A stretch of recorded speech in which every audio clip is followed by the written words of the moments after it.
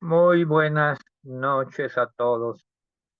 En este día 8 de noviembre de 2024 estamos reunidos a través de esta transmisión en Zoom eh, sobre el discipulado de la Iglesia Dios es Fiel que se lleva a cabo los viernes por la tarde-noche a las 7 de la noche.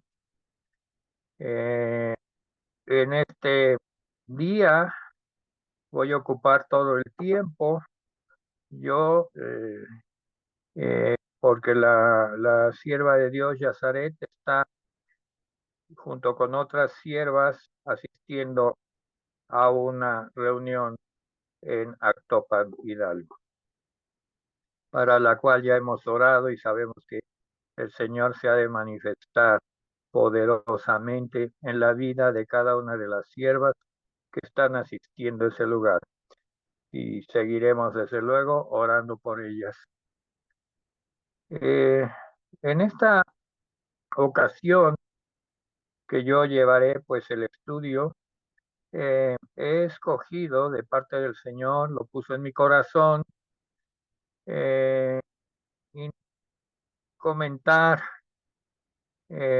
y aprender de el apóstol Pablo en la epístola de Pablo a los Efesios, capítulo 1, de qué manera Pablo enfoca la oración.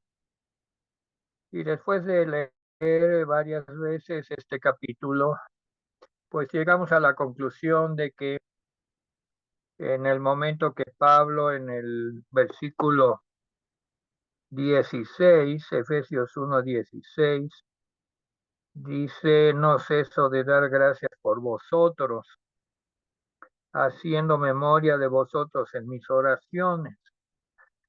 Pues es indudable que en este caso el apóstol Pablo está haciendo uso o elaborando una oración intercesora, una oración de intercesión. Y antes de entrar en el estudio, pues el capítulo 1 completo, porque realmente amerita el estudio, y luego voy a decir por qué. Vamos a comentar un poquito sobre la oración intercesora.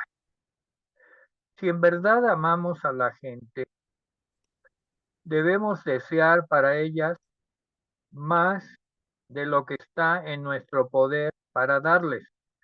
Y esto nos ha de guiar a la oración. La intercesión es una forma de amar a los otros. Cuando nos movemos de la petición a la intercesión, estamos cambiando el centro de gravedad de nuestras necesidades a las necesidades y preocupaciones de los demás. La oración intercesora es una oración descentralizada del yo. Es más, es oración de autoentrega. Hay que entregar el corazón, el tiempo, los sentimientos, la fe a favor de alguien que no eres tú propiamente, si no es otra persona o un grupo de personas. En el constante trabajo del reino de Dios, no hay nada más importante que la oración intercesora. Pues si lo analizamos realmente, hoy en día la gente necesita con desesperación la ayuda que podemos darles. Los matrimonios padecen, se desmoronan, los niños son destruidos, los jóvenes no tienen rumbo y buscan pues tomar algún camino que muchas veces no es el mejor. Los individuos viven en la desesperación sin futuro ni propósito. Y nosotros podemos hacer la diferencia. Sí, y solo si deseamos con todo nuestro corazón y aprendemos a orar en favor de ellos. La oración intercesora es un ministerio sacerdotal y una de las enseñanzas más retadoras del Nuevo Testamento. Es el sacerdocio de todos los creyentes. Como sacerdotes escogidos y ungidos por Dios, tenemos el honor de ir frente al Altísimo en favor de otros. Esto no es opcional, es una santa obligación, una obligación santa y un precioso privilegio de todos aquellos que hemos tomado el yugo de Cristo.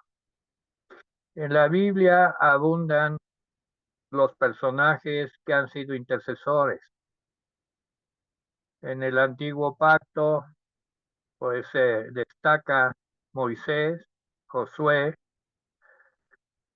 Aarón, Ur, Jacob y muchos otros, algunos profetas como Jeremías, Isaías, Ezequiel, eh, Samuel, David, todos los salmistas, etcétera. Cuando vino el Señor en el Nuevo Testamento, pues la labor de la intercesión cambió. No hemos sido abandonados en este trabajo de intercesión. No, nuestras pequeñas oraciones de intercesión son respaldadas y reforzadas por el eterno intercesor. Pablo, el apóstol, asegura que Cristo es el que murió, más aún el que también resucitó, el que además está a la diestra de Dios, el que también intercede por nosotros. Anoten allí en su cuaderno para que lo estudien posteriormente, Romanos 8:34. Y enfaticen el aspecto intercesor de Cristo. Dice Romanos 8:34, que al estar a la diestra de Dios, pues no está ocioso. Su ocupación es interceder por nosotros. Y como para enfatizar la verdad de Romanos 8:34, también Hebreos, el escritor de Hebreos, declara a Jesús como eterno sacerdote en el orden de Melquisedec, quien está viviendo siempre para interceder. Hebreos 7:25.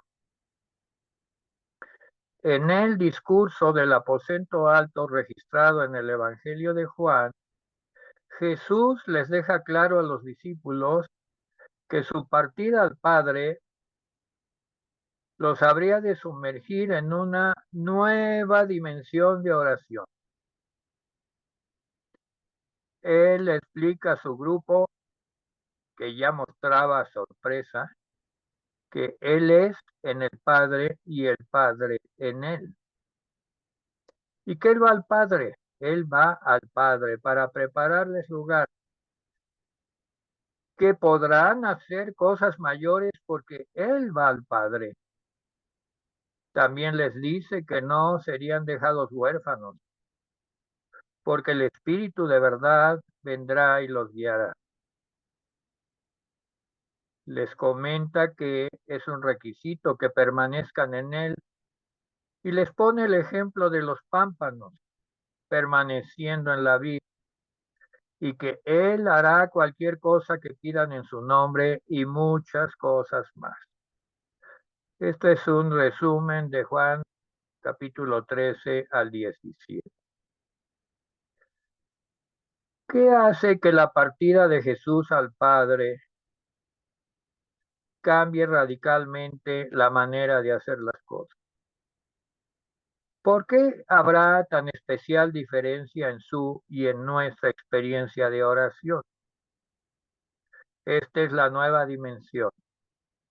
Jesús anuncia que Él tiene una nueva función y esa función es la de intercesor ante el trono de Dios. Y como resultado, y nada más por resultado de esa actividad de Jesús, estamos capacitados para orar por otros con una nueva y completa autoridad. No es nuestra autoridad, desde luego que no. No tenemos ninguna, pero lo hacemos con la autoridad del gran intercesor, Cristo el Señor, a la diestra del Padre. Lo que tratamos de decir es que nuestro ministerio de intercesión se hace posible únicamente y gracias al continuo ministerio de intercesión de Cristo. Es una verdad maravillosa saber que somos salvos solo por la fe, que no hay nada que podamos hacer para hacernos aceptables delante de Dios. Y de igual manera oramos solo por fe, que no hay nada que nos haga superiores más que oramos por la fe en Jesucristo, nuestro eterno intercesor, y que Él es responsable de nuestra vida de oración. A menos que Él interceda, no hay comunicación con Dios, ni para nosotros, ni para los santos. Qué hermoso, ¿verdad? Que las cosas cambiaron del antiguo pacto al nuevo pacto y ahora Él ha querido, de su voluntad, hacernos partícipes del ministerio que Él ya tiene en los cielos y nosotros en la tierra, el ministerio de intercesión. Por nuestros propios méritos no tenemos entrada a la corte celestial. Necesitamos un intérprete, un intermediario, un mensajero. Esto es lo que Jesús hace por nosotros en su papel de eterno intercesor. Pues lo dice Primera de Timoteo 2:5. Hay un solo Dios y un solo mediador entre Dios y los hombres, Jesucristo hombre. Él abre la puerta y nos concede acceso a los cielos. Y aún más, Él endereza y limpia nuestras débiles intercesiones y las hace aceptables a nuestro santo Dios. Y por si eso fuera poco, además, sus oraciones sustentan nuestros deseos de orar, urgiéndonos a seguir y dándonos esperanza de que somos escuchados. La visión de Jesús en su intercesión celestial nos da fuerzas para orar en su nombre. ¿Qué significa orar en el nombre de Jesús? ¿Por qué oramos en su nombre? Pues ahora que ha surgido el tema, comentemos que en el nombre de Jesús y hacer algunos comentarios al respecto, se nos insta en los evangelios y en otras partes más a orar así y se nos promete resultados maravillosos. En Juan 16:24, el evangelista Juan transfirió en su evangelio las palabras de Jesús que dijo, hasta ahora nada habéis pedido en mi nombre. Pedid y recibiréis, para que vuestro gozo sea cumplido. Ya, si somos un poco sensibles, podríamos preguntar, ¿por qué en el nombre de Jesús nada más? ¿Que no hay otro nombre? Pues no, no lo hay. No es asunto nuestro aceptar o rechazar la oración de alguien. Esto es algo de Dios y solo le corresponde a Él. Dios, al aceptar las oraciones, va más allá que el que tenga entre nosotros la mente más abierta. A veces somos muy cerrados de mente. A nosotros que somos gente del camino, sin embargo, se nos ha pedido orar en virtud de la autoridad que nos ha sido dada por Jesucristo. Y Él dice, y lo es, la única revelación de Dios entre nosotros. No hay otra, no hay otro nombre en quien podamos ser salvos, no hay otro nombre por medio del cual podamos orar bíblicamente y esperar una respuesta.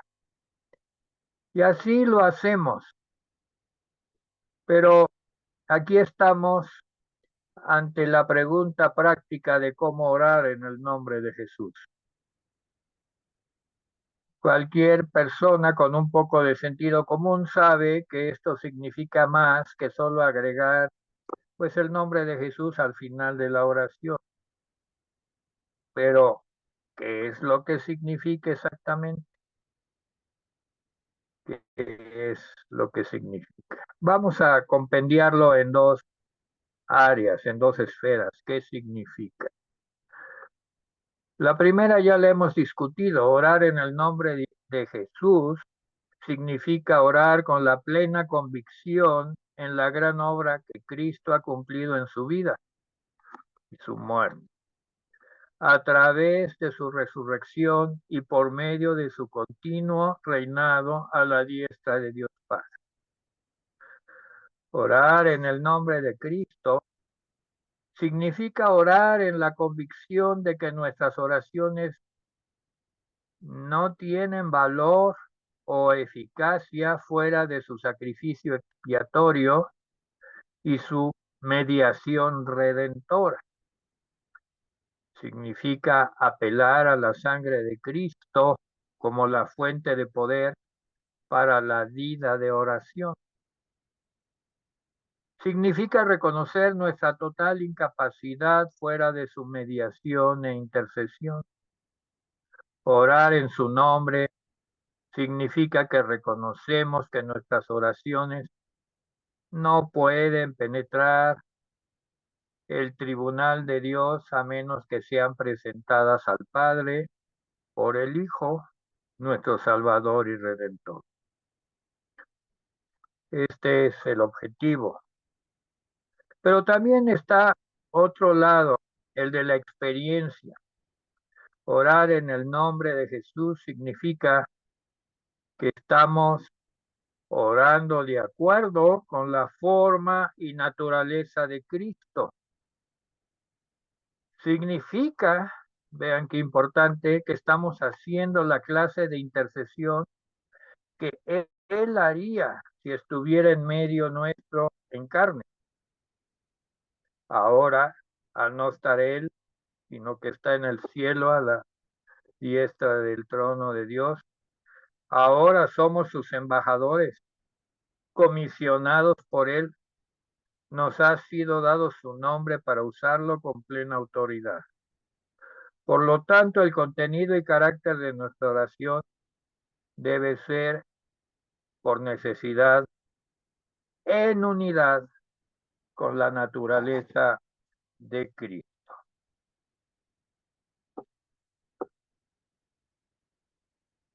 Esta parte de introducción de lo que significa la oración de intercesión pues nos coloca ya con una base para analizar la oración de Efesios capítulo 1.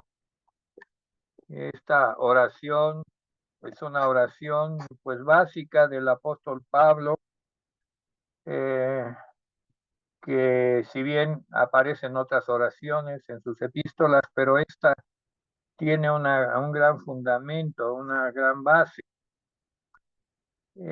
Vamos a estudiar el capítulo 1, posiblemente no terminemos, no vamos a usar la hora, vamos a aproximadamente 40 minutos. En unos 20 minutos más vamos a avanzar. Y dice así, a los que están con su Biblia como alumnos presenciales, que ya llegaron varios, abran su Biblia en la epístola del apóstol Pablo a los Efesios. La vamos a leer el capítulo completo, son 23 versículos. Pablo, apóstol de Jesucristo por la voluntad de Dios, a los santos y fieles en Cristo Jesús que están en Éfeso. Es el capítulo 1. Gracia y paz a vosotros de Dios nuestro Padre y del Señor Jesucristo. Ahora, si recordamos la oración del Señor que estuvimos estudiando en discipulados anteriores, eh, vean qué unidad hay entre, pues, en la Biblia. Nuevo Testamento. Jesús nos enseñó a orar al Padre, Padre nuestro que estás en los cielos, santificado sea tu nombre, así se recuerda. Pues aquí empieza el apóstol Pablo de la siguiente manera: bendito sea el Dios y Padre.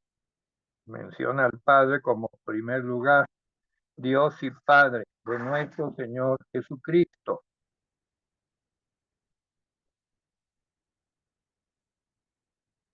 que nos bendijo con toda bendición espiritual en los lugares celestiales en Cristo. Aquí habla de la ubicación, los lugares celestiales. Nos bendijo con toda bendición espiritual. Desde luego que Dios nos ha bendecido con lo que ha hecho, y en tanto que nosotros lo bendecimos de palabra, es decir, alabándolo. Además dice,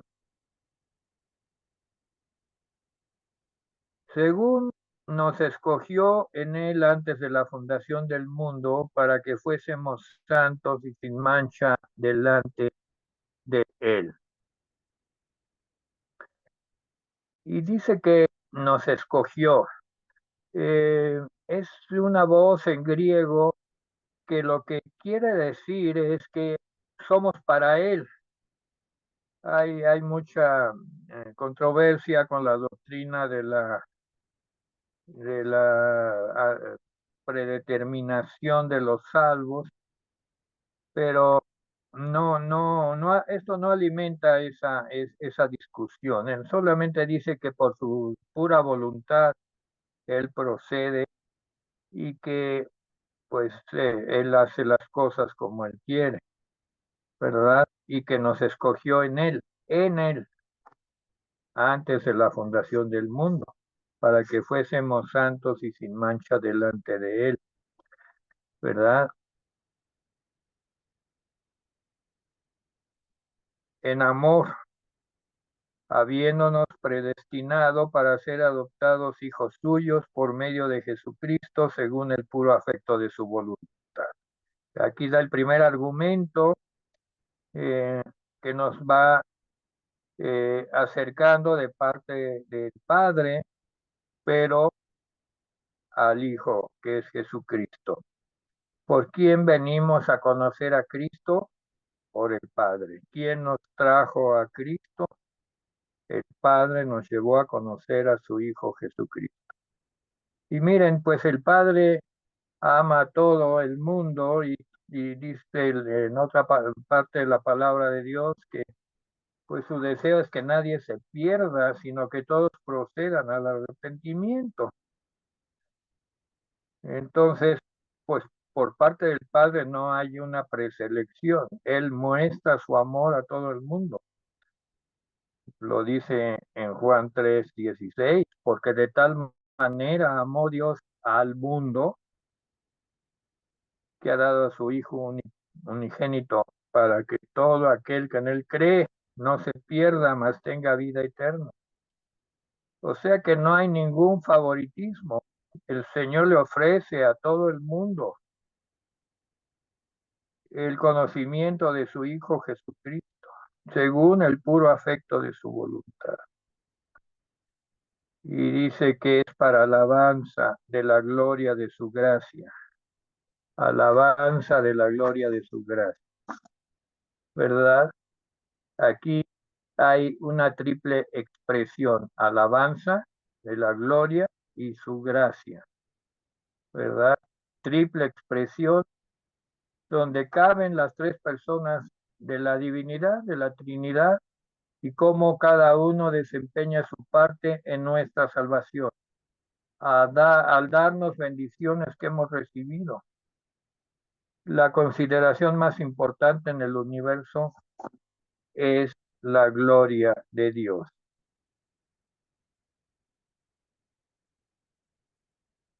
Versículo 7, en quien tenemos redención por su sangre, el perdón de pecados según la riqueza de su gracia.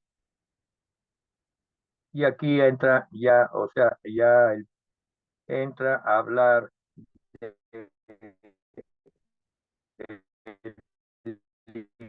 Hijo de Cristo, pecados, según las riquezas de su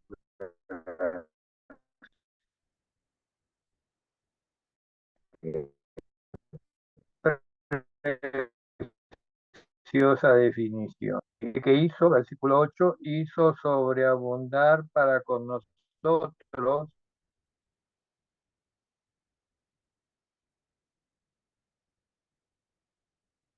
en Dios todo es abundancia. Él es infinito, la sabiduría y la inteligencia.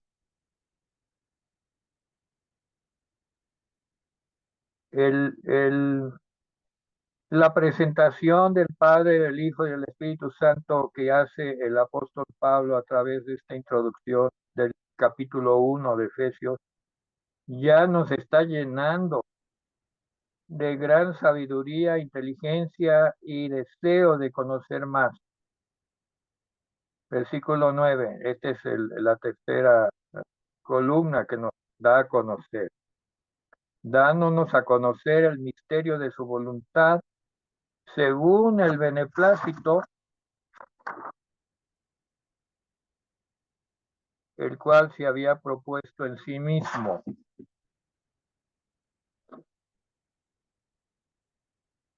El misterio indica algo no revelado antes con claridad, ahora dado a conocer. Qué privilegio. Lo que no había sido revelado, eso es un misterio. En la Biblia dice el misterio, y hay misterios, y cuando por su gracia y por su amor nos los da a conocer, pues es un gran privilegio. Nos da a conocer el misterio de su voluntad según su beneplácito, o sea, según su eh, voluntad soberana, ¿verdad? En la cual Él se complace. Es un padre y un hijo que se complacen en revelarnos algo sobre sí mismos. Y ese misterio es, el versículo 10, de reunir todas las cosas en Cristo, en la dispensación del cumplimiento de los tiempos. Así las que están en los cielos como las que están en la tierra. Todas las cosas, incluye a toda la creación, puesto que Cristo ocupa un puesto eminente en el propósito de Dios, en el universo y en la iglesia.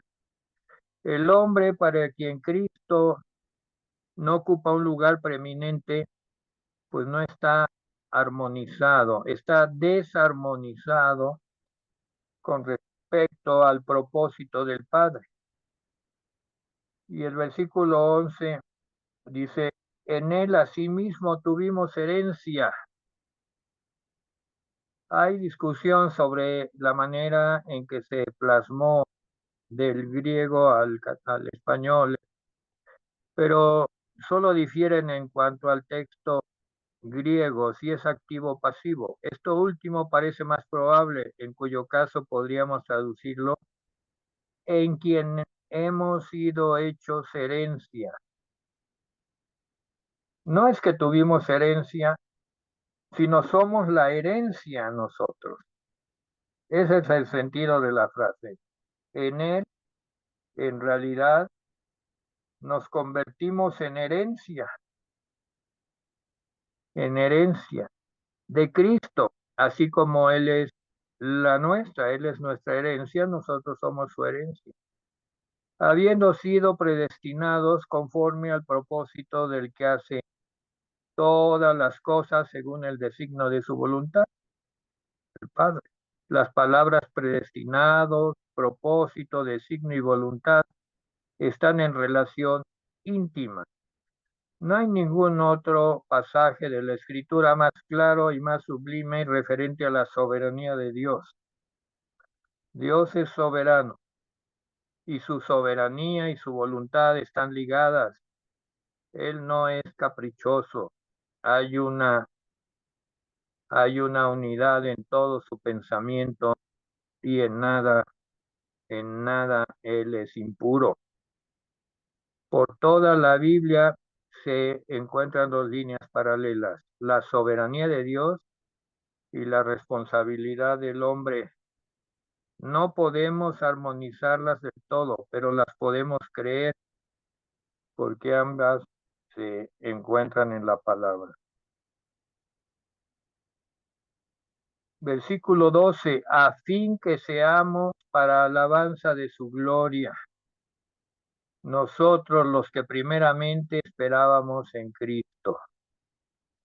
Que seamos para alabanza de su gloria, nosotros los que primeramente esperábamos en Cristo, los que primeramente esperábamos. Parece que esto se refiere eh, pues a los que primero estaban esperando en Cristo, ¿verdad? Y pues podrían ser los judíos que tenían una pureza de corazón y esperaban al Mesías. Y pues Pablo era un judío y dice, eh, nosotros se identifica con los judíos, ¿verdad? Y luego habla en el versículo 13 que ya podíamos eh, eh, decir que aquí ya se habla del Espíritu Santo. Dice, en él, también vosotros habiendo oído la palabra de verdad, el evangelio de vuestra salvación, y habiendo creído en él, fuisteis sellados con el Espíritu Santo de la promesa. O sea, vosotros, los gentiles, en contraste con los judíos, pues los gentiles, ¿cómo entramos al conocimiento de Dios? Pues a través del Evangelio, cuando oyeron la palabra de verdad o la palabra que es la verdad.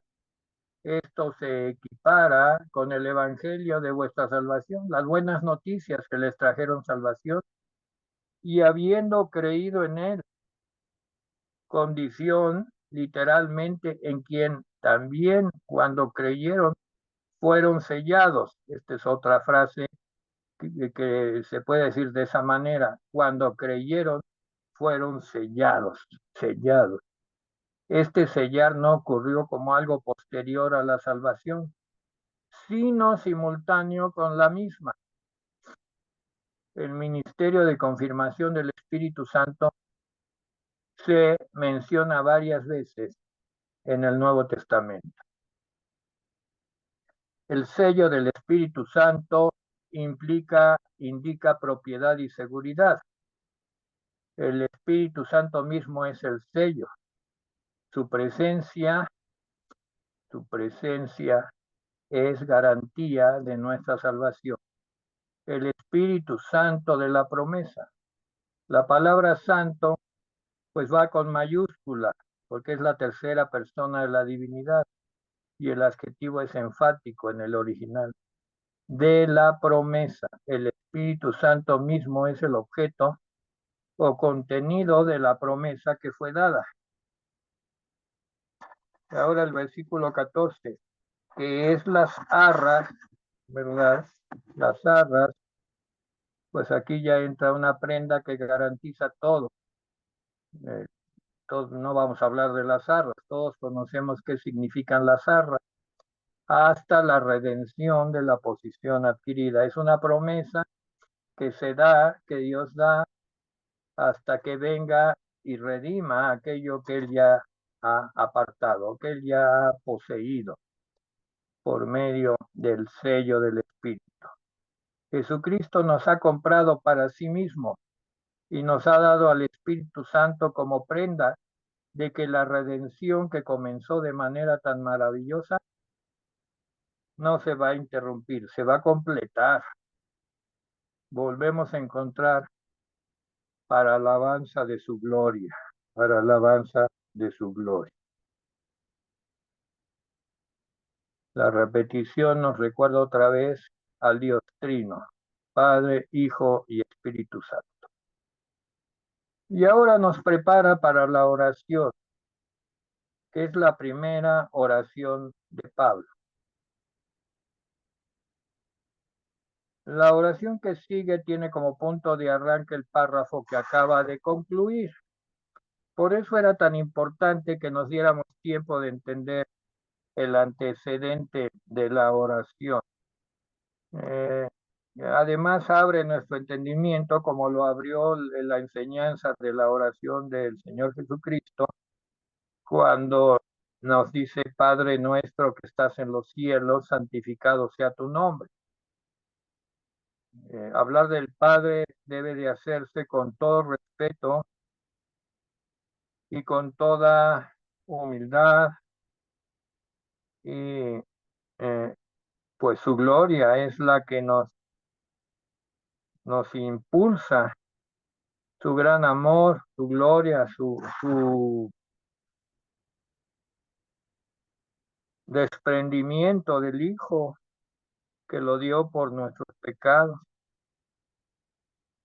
Dios ha hecho todas estas cosas para el creyente, conduciéndolo desde su propósito eterno en la eternidad pasada hasta la culminación de la redención en la eternidad futura. Estamos en un intermedio entre la eternidad pasada y la eternidad futura.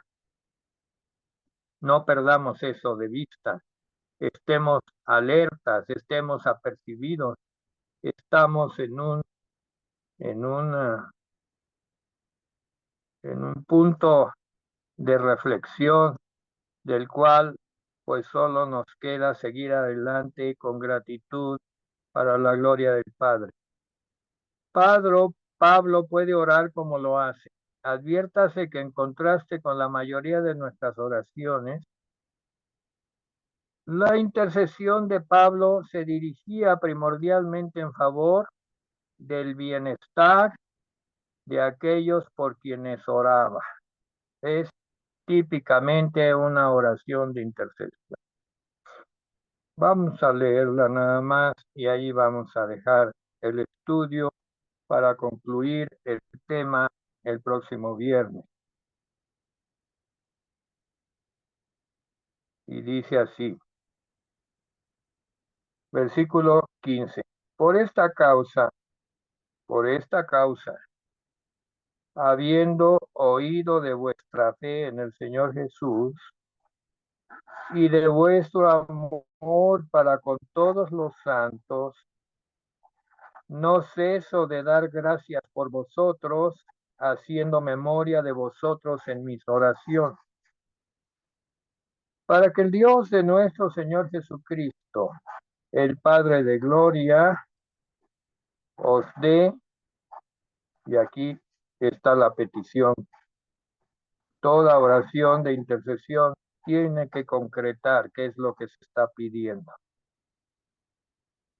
Eh, Tenemos que ser sabios para orar, oración de intercesión. Aquí Pablo es muy entendido y dice, el Padre de gloria os dé espíritu de sabiduría y de revelación en el conocimiento de Él,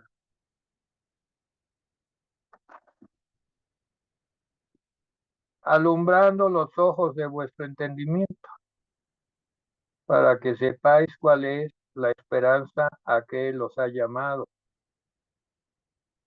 y cuáles las riquezas de la gloria de su herencia en los santos, y cuál la supereminente grandeza de su poder para con nosotros los que creemos según la operación del poder de su fuerza, la cual operó en Cristo, resucitándole de los muertos y sentándole a su diestra en los lugares celestiales, sobre todo principado y autoridad y poder y señorío, y sobre todo nombre que se nombra, no solo en este siglo, sino también en el venidero. Sometió todas las cosas bajo sus pies y lo dio por cabeza sobre todas las cosas a la iglesia, la cual es su cuerpo, la plenitud de aquel que todo lo llena en todo. Esa es la oración en parte, aunque todavía toma parte del capítulo 2 para completarla. Vamos a dejarlo, como ya lo anuncié, para el próximo estudio, completar, profundizar en todos los aspectos de la oración y qué es lo que estaba pidiendo en esencia Pablo para los creyentes de Éfeso, a los cuales él pues conocía en primera persona. Él fundó la iglesia y veamos que él empieza, ¿verdad? Pablo, apóstol de Jesucristo, por la voluntad de Dios, a los santos y fieles en Cristo que están en Éfeso, gracia y paz a vosotros. Gracia es un saludo griego y paz es un saludo hebreo. Eh, eh, a vosotros de Dios nuestro Padre y del Señor Jesucristo. También menciona al Espíritu Santo ya en el desarrollo. O sea que todavía hay material para que el próximo viernes, pues ya podamos concluir esta preciosa oración. Como los grandes manjares que hay en la palabra, no queremos ir muy rápido, queremos saborearlos, queremos digerirlos, queremos hacerlos nuestros, carne nuestra, eh, que encarnen en nosotros.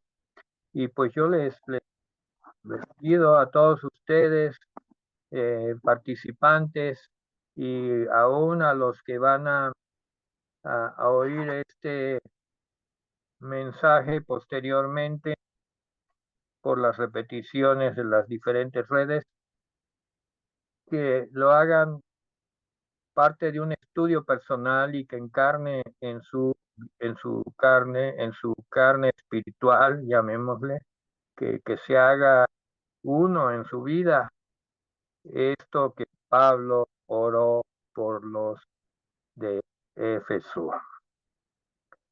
Pues vamos a terminar orando y dándole gracias a Dios porque nos ha acompañado en este estudio.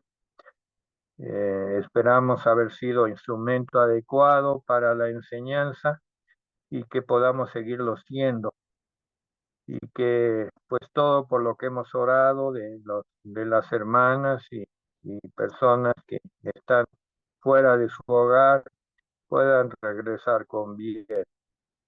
Señor, pues te damos gracias porque hasta aquí tú nos has ayudado. estamos ya en la oración que hizo y pues lo hizo con amor, con entrega, porque él los conocía.